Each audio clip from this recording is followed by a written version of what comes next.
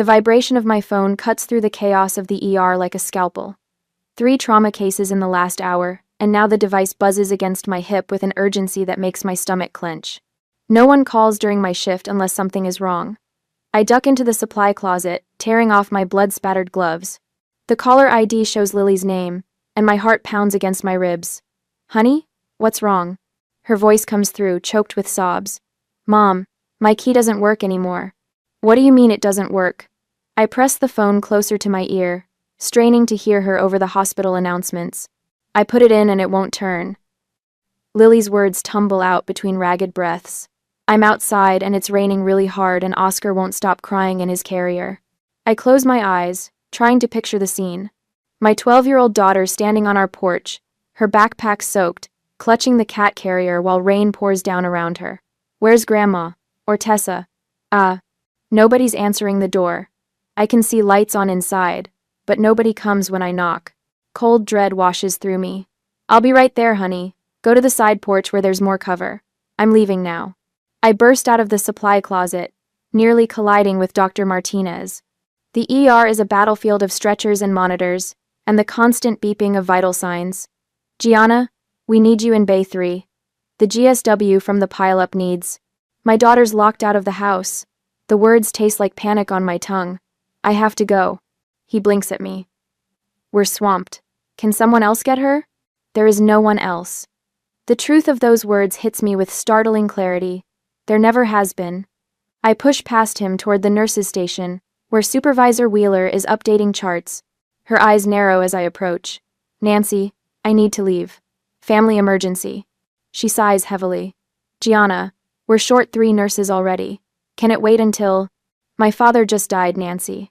The words land between us with the weight of the earth. "Go." "Ken?" The rain is coming down in sheets by the time I pull into our driveway. Through the windshield wipers, I can make out Lily's small figure huddled under the side porch overhang. Her hair is plastered to her head, uniform soaked through. The cat carrier at her feet emits miserable yowls. I leave the car running and sprint through the downpour, water soaking through my scrubs in seconds. "I'm here, baby. I'm here. I'm here." Lily collapses against me, her body shaking. "Why doesn't my key work?" "I don't know, honey." I stroke her wet hair, my mind racing. "Let me try mine." We move to the front door, and I notice the curtains shift slightly in the living room window. Someone's home. My key slides in but won't turn, just as Lily said. I pound on the door. "Hello? Marjorie? Tessa? Open up." The door swings open, and I find myself face to face with my mother. Marjorie stands in the entryway, wine glass in hand, her silver hair perfectly coiffed. Behind her, my half-sister Tessa leans against the wall, swirling her own glass of red wine. "Well." Marjorie takes a slow sip, her eyes traveling over our drenched figures. "You got here faster than I expected." "What's going on?" I ask, trying to usher Lily inside. "Why aren't our keys working?" Marjorie blocks the doorway with surprising firmness for a 65-year-old woman. "We've decided you and Lily don't live here anymore." The words don't make sense at first, like they're in a language I don't speak. "What are you talking about? This is our home." "Not anymore." Tessa steps forward, smirking. She points toward the street. "Your things are on the curb. What's left of them anyway. The rain's been pretty brutal today." I follow her gesture and see cardboard boxes disintegrating in the downpour. Clothes and books spilling onto the sodden lawn. My medical textbooks. Lily's school projects. Our lives dissolving in the rain. Oscar lets out another pitiful meow from his carrier, his cries cutting through the sound of rainfall.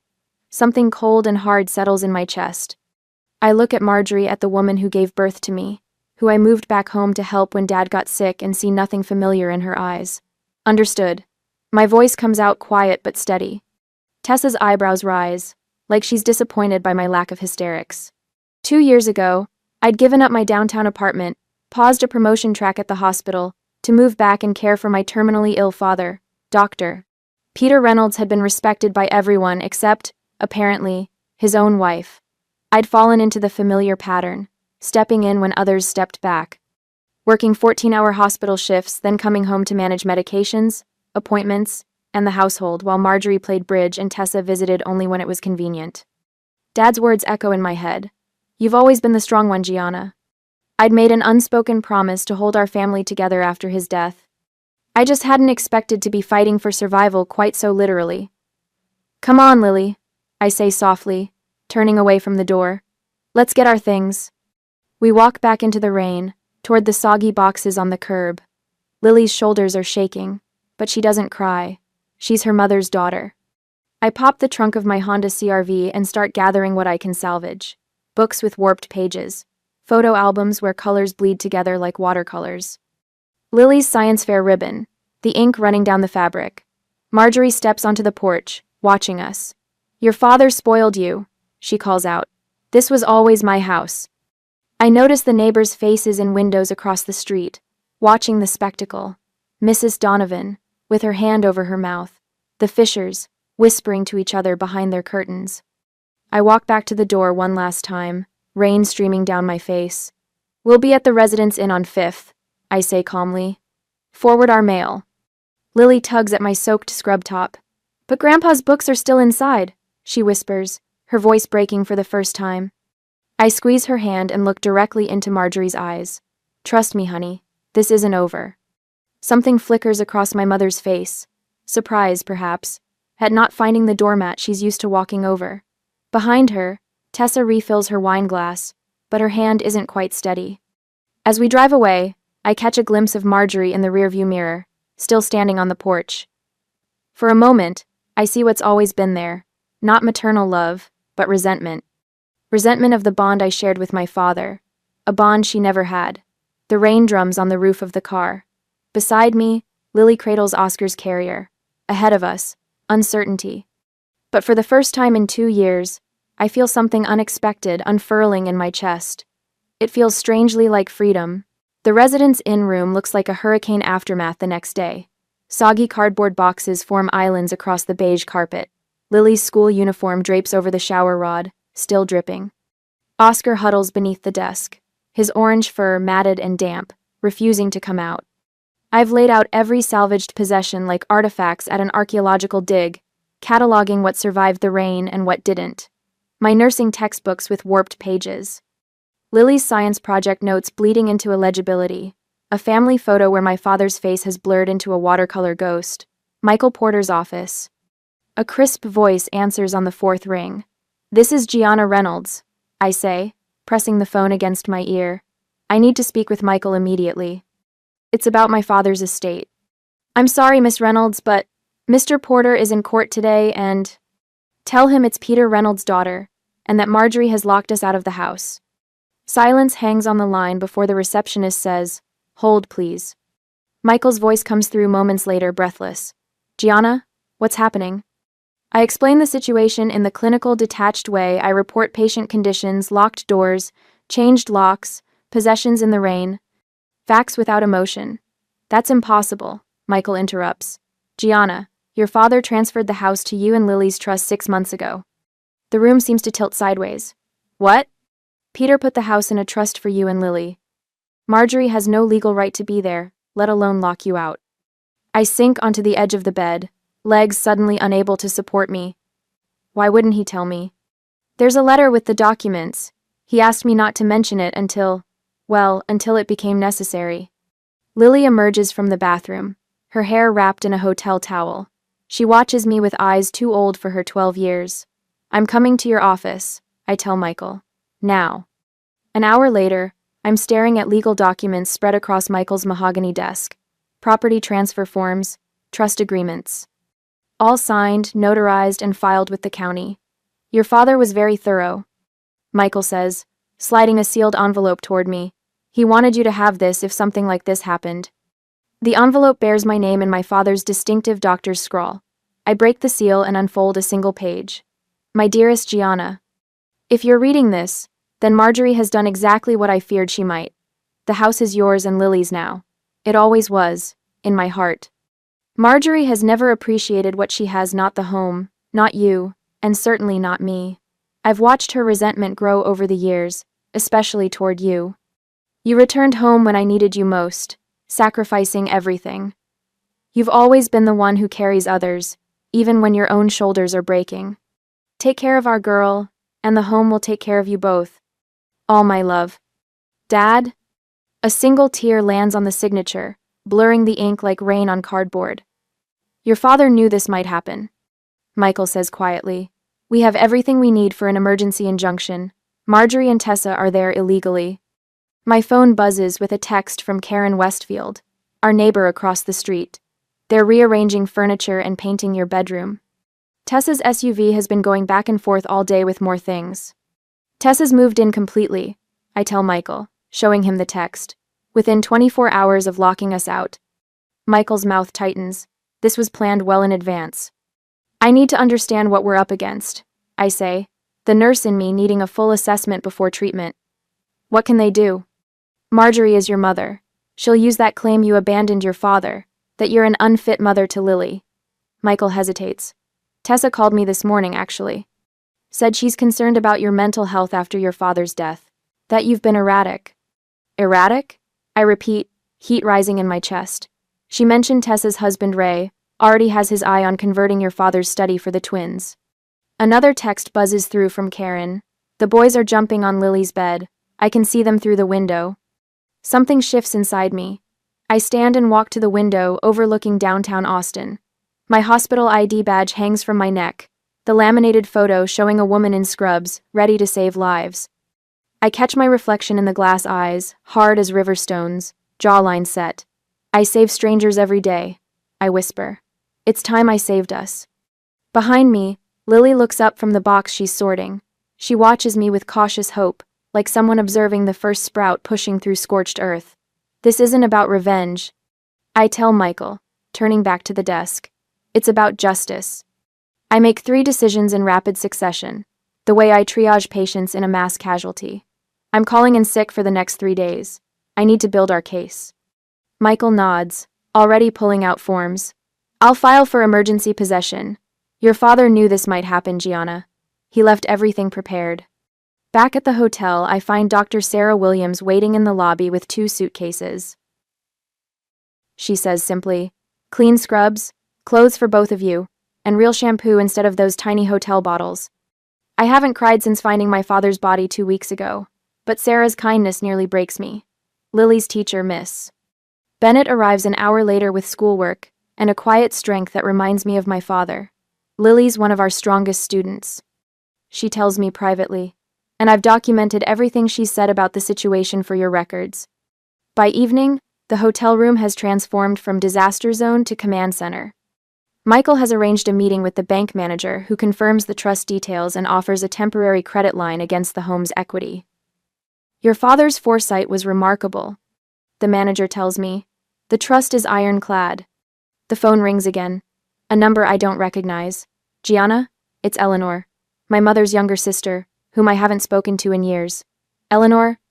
I say carefully. I know what Marjorie's done. Her voice is tight with anger. She's been planning this since Peter's diagnosis. She told me at Christmas she was going to reclaim her life once he was gone. Why are you telling me this? Why are you telling me this? Because what she's doing is wrong, Eleanor says simply, and because Tessa's already listed some of your father's medical equipment on Facebook Marketplace. I have screenshots.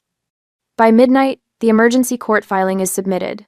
My savings account is nearly depleted from the legal retainer, but for the first time in days, I feel something close to hope. Lily sits on the edge of the hotel bed, stroking Oscar, who has finally emerged from under the desk. I miss Mittens, she says quietly. Her second cat, still trapped in the house. We'll get her back, I promise. And Grandpa's books? Everything, Lily, I promise. She studies my face with that penetrating gaze she inherited from my father. Mom? Yes? The hardest person to stand up to is your mother. She repeats the line from a book we read together last summer, but the words carry the weight of ancient wisdom now. I sit beside her, drawing her close. Yes, but not as hard as letting her hurt you. My phone lights up with a text from Michael. The law is unquestionably on your side. Outside, rain taps against the window, gentler than before. Not washing things away this time, but cleaning them, making them new. Marjorie's Facebook post appeared on my phone at 3:17 a.m. a week later. I'd been awake anyway, staring at the hotel ceiling, listening to Lily's gentle breathing from the next bed. Please pray for our family during this difficult time, my mother had written. After Peter's passing, Gianna has chosen to abandon the family home where she was raised. Some grief manifests as rebellion, even in adults. Your support means everything. 27 sympathetic comments already. Hearts and prayer hands from church members who'd known me since childhood. I set the phone down without replying. Documentation, not reaction. That's what Michael had emphasized yesterday. Mom? Lily's voice came from the darkness. You okay? Just checking messages, honey. Go back to sleep. I can't. Mrs. Peterson sent me a weird text. Tessa told her mom I might not be at school because of your mental health issues. The words hit like ice water. Tessa had started spinning stories at Lily's school.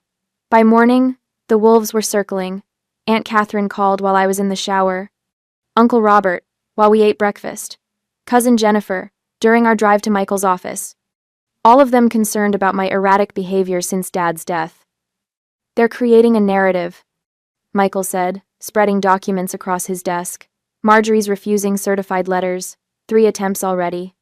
I nodded, flipping open my notebook.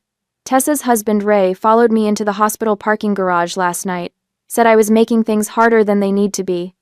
Michael's eyebrows shot up. Did anyone witness this? Security cameras would have. I've already requested the footage. A smile touched the corner of Michael's mouth. You're getting good at this. The wall calendar behind him showed today's date circled in red. 1 week since the lockout. 1 week since everything changed. My nurses are documenting every minute I spent at the hospital while caring for Dad, I said, tapping my pen against the notebook.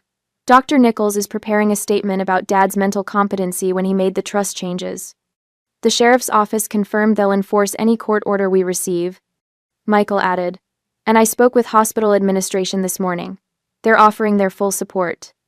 Something unfamiliar flickered in my chest. Not the panic of that first night. Not the stunned disbelief of learning Dad had transferred the house to me. Something steadier. Calmer. I need my daughter's birth certificate, I said. And Dad's medical files. They're in the filing cabinet in his study. Michael's pen paused mid-note. We can request duplicates through. I want the originals. Today. 40 minutes later, I parked 3 houses down from what was legally my home. The cruiser I'd arranged sat quietly at the corner, Officer Banks giving me a subtle nod. The walkway to the front door felt both familiar and foreign. 7 days ago, I'd stood here, soaked to the skin, watching my life unravel. Today, my footsteps sounded different on the concrete. Marjorie answered on the 3rd knock, her face freezing in mid-smile as she registered who stood before her. You're not welcome here, she said, hand gripping the door edge. I pressed record on my phone, holding it visibly. I'm legally requesting my daughter's birth certificate and my father's medical records. Tessa appeared behind Marjorie, her face flushing. We'll call the police if you don't leave. I've already notified them I'd be here. I nodded toward Officer Banks, who'd stepped out of his cruiser. This is a documented request for my legal property. Marjorie's eyes welled with tears, a familiar tactic that had worked on me countless times before. After everything I've done for you. When the tears didn't move me, something shifted in her expression. The sadness hardened into something sharper, more dangerous. You think you can take what's mine? Her voice cut like glass. Your father never appreciated me either. Mrs. Daniels watered her flower beds across the street, pretending not to listen. Mr. Wilson slowed his walk, dog pausing conveniently near our driveway. The filing cabinet in Dad's study, I repeated. I'll wait here while you bring the documents. 10 minutes later, I walked back to my car with a manila envelope. Inside was the original birth certificate and a folder containing Dad's medical history. Small victories, necessary ones. The next morning, Dr. Williams met me in the hospital cafeteria before my shift. I've completed my statement about your father's care, she said, sliding a sealed envelope across the table. 2 years of watching you run yourself ragged, caring for him while working full-time. No jury would question your dedication. Mrs. Bennett, Lily's teacher, called that afternoon.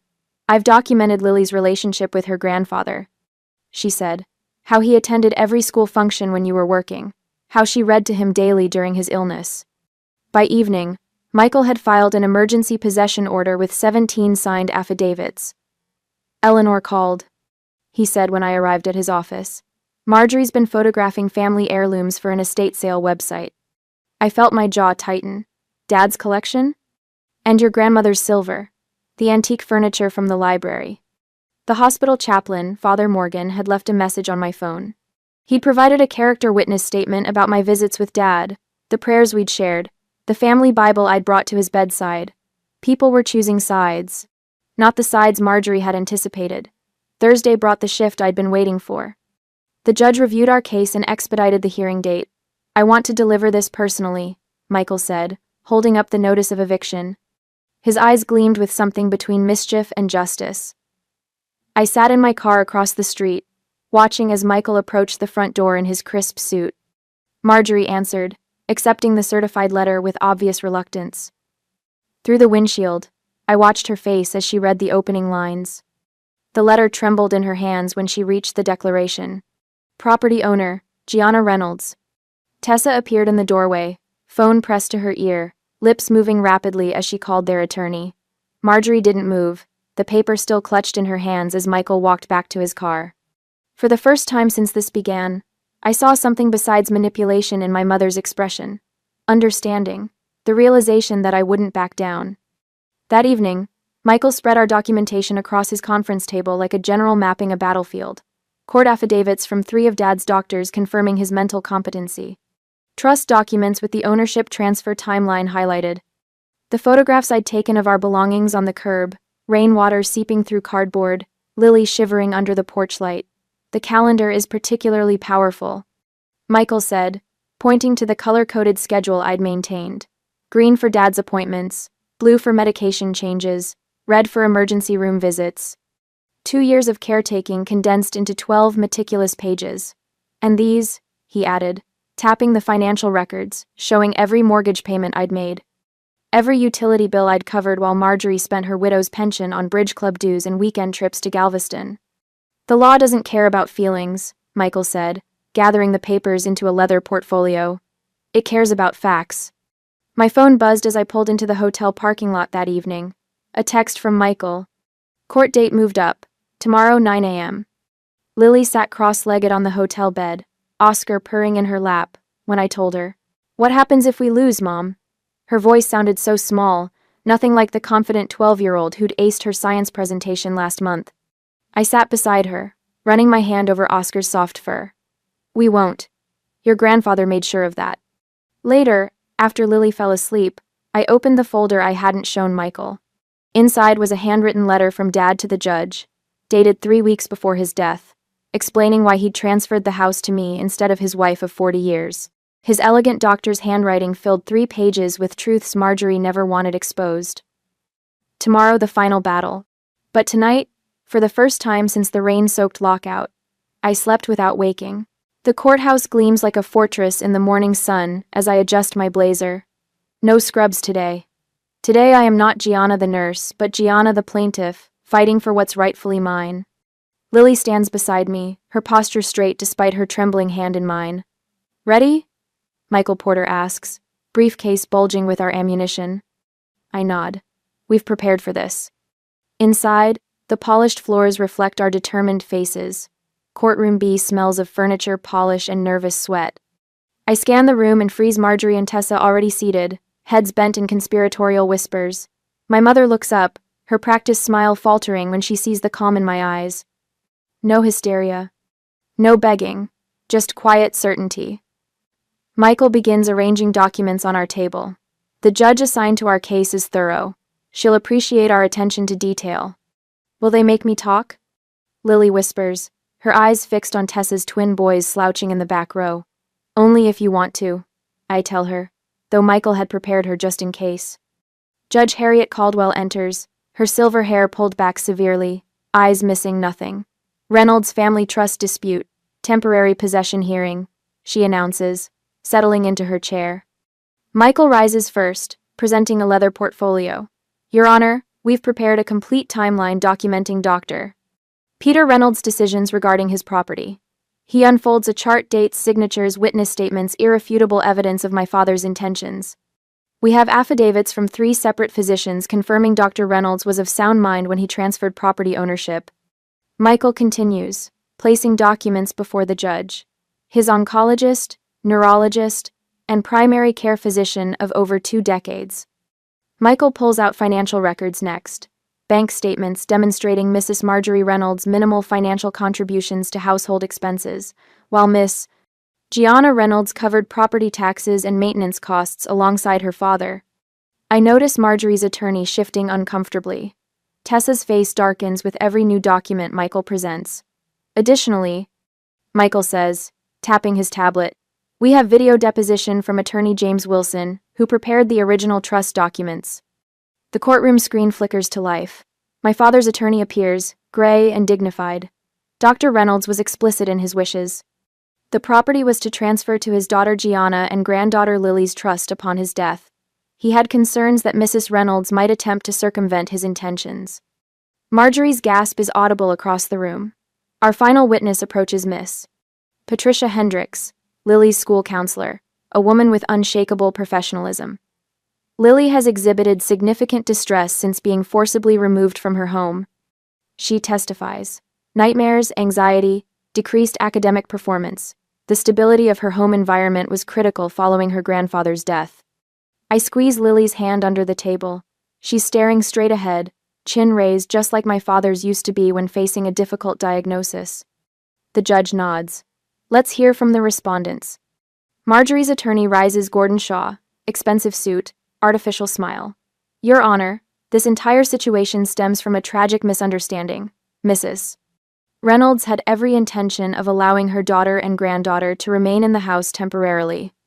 Marjorie produces a handkerchief, dabbing at invisible tears. I cared for my husband throughout his illness. She claims, voice quavering perfectly. Throughout our marriage, tending to his every need. Gianna was rarely home, always at the hospital. My fingers curl into my palm, nails biting flesh, a lie so blatant it steals my breath. Tessa approaches next, armed with photographs. Here's our family at Christmas, she says, showing images of forced smiles. And here's Mom helping Dad with his medication. One carefully curated moment caught on camera, ignoring the 100 times I'd found his pills untouched when I returned from shifts. Character witnesses from our church file forward people who'd visited for an hour on Sundays. Gianna was rarely present for church functions, Mrs. Patterson says, avoiding my eyes. Marjorie was always there, asking for prayers for her husband. Praying publicly while neglecting him privately. The lockout was unfortunate, Shaw concludes, but necessary. Tough love. Gianna has become increasingly dependent at her age. Judge Caldwell's expression reveals nothing as she makes notes. For one terrible moment, I see doubt in her eyes. My turn comes. I rise slowly, channeling every ounce of professional composure I've developed in emergency rooms. Your Honor, I moved home 2 years ago specifically to care for my father during his illness. I begin, my voice steady. I coordinated my hospital shifts around his care needs. Michael presents my work schedules alongside my father's treatment calendars, showing how I'd arranged everything around being home when he needed me most. The courtroom door opens. A familiar figure slips in. Marjorie's sister Eleanor, whom I haven't seen since the funeral. Marjorie's face contorts in surprise. Miss Eleanor Blackwell has requested to provide testimony, Michael announces. Eleanor walks forward. I visited my brother-in-law weekly during his illness. She states firmly. On numerous occasions, I found him alone while my sister was at social engagements. It was Gianna who adjusted his medications, prepared his meals, and ensured his comfort. Marjorie half rises before her attorney pulls her back down. Michael produces a sealed envelope. Your Honor, Dr. Reynolds anticipated potential disputes. He prepared this letter to be presented to the court if necessary. Gaia. The judge breaks the seal, reading silently. Her eyebrows rise. Mom? Lily's voice breaks the tension. Can I say something? Judge Caldwell softens. Come forward, young lady. Lily walks to the stand, her school uniform impeccable. My grandfather taught me chess in his study every Sunday afternoon. She begins.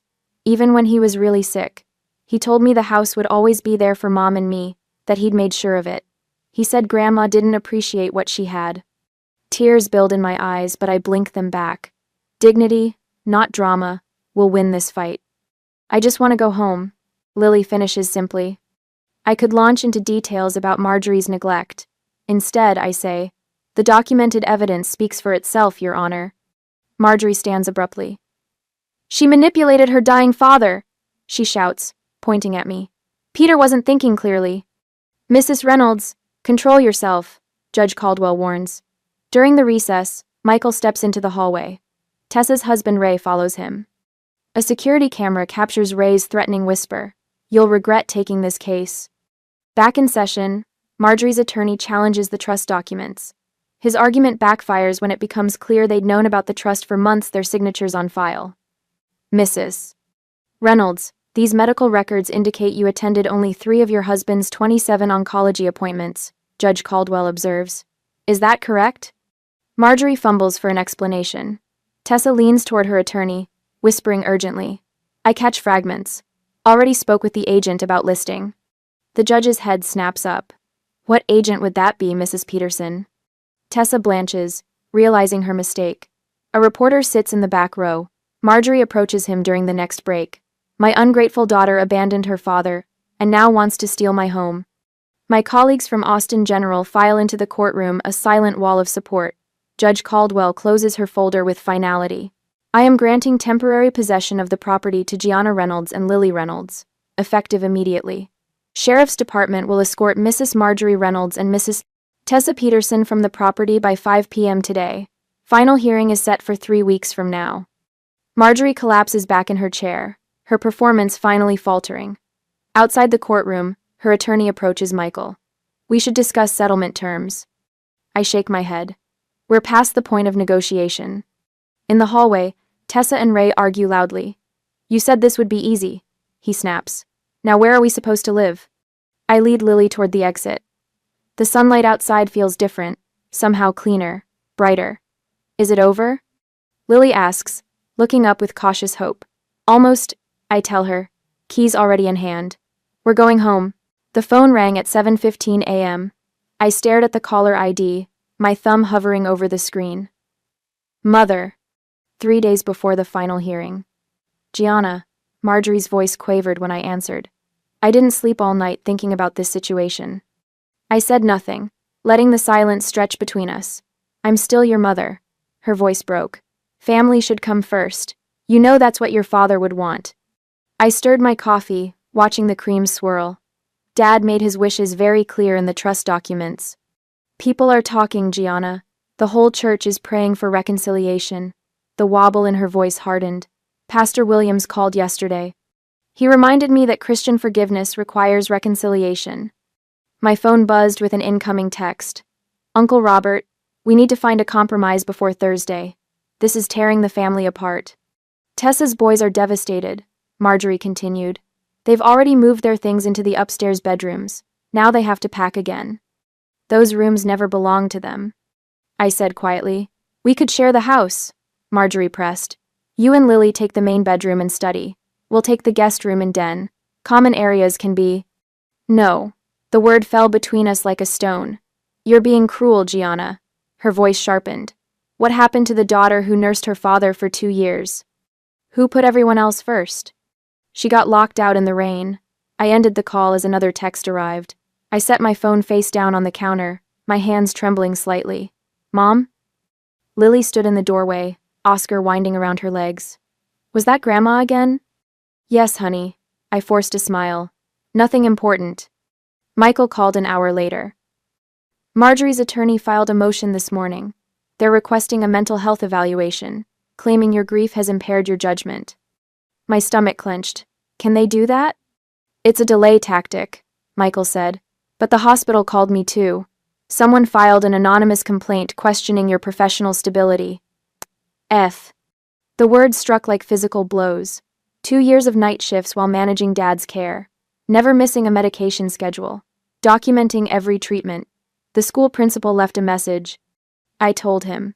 Apparently, Tessa's been telling parents that Lily's not doing well in our temporary situation. I glanced toward Lily's room, where she was quietly reading. Michael, am I being too harsh? Should I consider some kind of... No, Michael cut in. Remember what your father wrote in his letter to the judge. Marjorie has never appreciated boundaries, which is why I've drawn this one so clearly. Stay the course, Gianna. Wednesday morning, the day before the final hearing, my phone rang as I was preparing Lily's lunch. Miss Reynolds, This is Janet from the clerk's office. We can't locate your documentation folder for tomorrow's hearing. Cold dread washed through me. What? All our evidence was submitted last week. It's not showing in the system. We need these documents by noon, or the judge may grant another continuance. I called Michael immediately. His assistant answered. He's in court until 11. What's happening? I explained the situation as I raced to the hotel desk for the backup flash drive. I saved copies of everything, but we'll need to reprint all the affidavits and get them notarized again. I'll meet you at the office in 20 minutes, she promised. I turned to find Lily watching me, backpack in hand. You're going to be late for school. Grandpa's tablet, she said suddenly. The blue one. He backed up all his important papers to the cloud. The password is your birthday. 3 hours of frantic work. Michael requested a delay when he finished his other case. The judge granted us exactly 90 minutes. We made it by 11 minutes, Michael said, collapsing into a chair as the clerk stamped our reconstituted evidence folder. Someone deliberately misplaced our files. Just one more day, I whispered. Thursday morning dawned clear and cool. I stood by the mailbox at 9:27 a.m., watching the sheriff's department vehicles pull into the driveway. 2 deputies in crisp uniforms approached the front door while another positioned himself near the garage. Michael stood beside me, legal briefcase in hand. Are you ready for this? I nodded, unable to speak. In the car, Lily sat clutching a framed photo of my father, her face solemn. The lead deputy knocked firmly. Sheriff's Department, open the door, please. Tessa answered, her face flushed. What's the meaning of this? The deputy held up an official document. I have a writ of possession to execute. Are you Marjorie Reynolds? I'll get my mother, Tessa said, her voice tight. Marjorie appeared moments later, hair perfectly styled despite the early hour. I need to see that order. I'm not letting strangers into my home. Ma'am, I'm required by law to read this aloud. Then you'll have 20 minutes to collect essential personal belongings under supervision. As the deputy read the court order, Marjorie's eyes found mine across the lawn. The hatred in them was palpable. You have 20 minutes, the deputy concluded. We'll accompany you to ensure only personal belongings are removed. I remained by the mailbox as deputies entered with Marjorie and Tessa. Michael activated the recording feature on his phone, documenting the entire process. Inside, I heard Marjorie's voice rising in protest. Those are family heirlooms. They belong to my husband's mother. Ma'am, we have an inventory list provided by the court. Those items are specifically listed as property of the trust. I closed my eyes, remembering the meticulous room-by-room inventory I'd created before moving back. Every photograph, every book, every piece of silver documented with my father's signature. A deputy emerged, carrying a cat carrier. Found this little guy hiding under a bed. Seems a bit malnourished. Oscar's plaintive meow made my throat tighten. I took the carrier to Lily, who opened the door immediately, tears streaming down her face. He's so skinny, Mom, she whispered, fingers gently stroking his fur through the grate. The minutes ticked by. Deputies carried out boxes of clothing and personal items, checking each against the inventory. I heard Marjorie's voice rising again, then Tessa's husband raised deeper tones, joining the argument. Sir, step back now, came a deputy's firm command. Threatening language will not be tolerated. 17 minutes after entering, Marjorie emerged on the porch, clutching her purse. Tessa followed with a small suitcase. You'll regret this, Marjorie said, her voice carrying across the lawn. When you need family most, remember this moment. I met her gaze steadily. You already taught me how regret feels, standing in the rain with my daughter. The lead deputy approached with a clipboard. Miss Reynolds, we've completed the formal transfer of possession. There are several items missing from the inventory. We've documented everything for your attorney. He handed me a ring of keys, house keys, garage keys, the physical symbols of what had always been rightfully mine. Your father's medical equipment was improperly stored in the basement, the deputy added quietly. Some damage appears deliberate. We've photographed everything. Marjorie walked stiffly to her car without looking back. Tessa paused at the bottom of the driveway, something like recognition flickering across her face before she turned away. Ray glared at me from their SUV until a deputy pointedly approached his window. 2 vehicles pulled away in opposite directions. Neighbors who had gathered on porches and behind curtains slowly dispersed, witnesses to justice rather than drama. My phone buzzed with incoming messages. Uncle Robert, We had no idea things were this bad. Call if you need anything. The security system is reset with your code, Michael said, tucking his phone away. I've filed for a restraining order as a precaution. Lily climbed out of the car, still holding her grandfather's photograph. She approached the porch steps slowly, as if unsure whether they might disappear beneath her feet. I stood in the doorway, keys in hand. Victory should have felt triumphant, but there was only a somber stillness, a household reclaimed, a boundary restored. As Michael drove away, I noticed a white envelope in the mailbox, my mother's handwriting instantly recognizable. I slipped it into my pocket, unopened. Some letters could wait for another day. The rain falls differently now, 6 months later. I stand at the kitchen window, watching droplets track down the glass, remembering that night when Lily and I stood drenched on the porch, locked out of our own lives. Dad's study remains untouched, a shrine of sorts. His medical journals line the shelves, his reading glasses rest on the desk. The only change is the small wooden plaque Lily made. Dr. Peter Reynolds' Memorial Reading Room. Sometimes I sit in his chair, breathe in what's left of him, and read his journals. Not because I must, but because I want to. Lily's garden flourishes in the backyard despite the autumn chill. The Peace Project, she calls it. Rows of hardy mums and late-season vegetables, each plant tagged with careful handwriting. She tends it daily with a dedication that reminds me of her grandfather. The promotion letter from Austin Memorial sits framed on my desk, nursing supervisor, emergency services. Dr. Williams insisted I accept it. Your father would be proud, she'd said, squeezing my hand. And you've earned it, I'd cried then, the first tears I'd allowed myself since the eviction. The new security system hums quietly in the background. 6 cameras, motion sensors, reinforced locks. Not from fear, but from a promise to never again be vulnerable. Mom? Lily's voice floats from the front porch. Come watch the rain with me. I pour 2 mugs of chamomile tea and join her. We sit in matching rocking chairs, just as we did on countless evenings with Dad before his illness took him.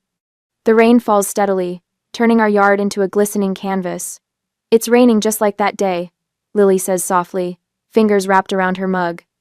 She's grown taller these past months, her face losing some of its childish roundness.